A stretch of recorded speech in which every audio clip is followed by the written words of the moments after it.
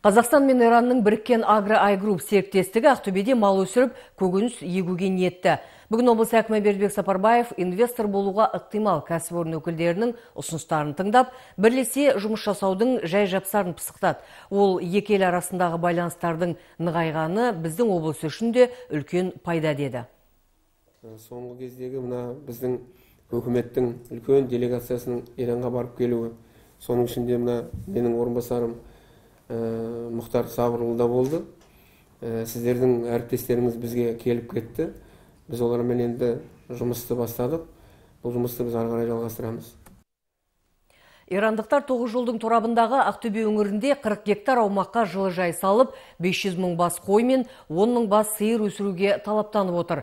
Дайын өнімді, атап айтқанда көкөністі, Ресейге экспорттауға келісім жасалмақ. Ал ет өнімдерін қазірдің өзінде Иранның қорғаныс министрлігі алдын ала төлем арқылы сатып алуға дайын.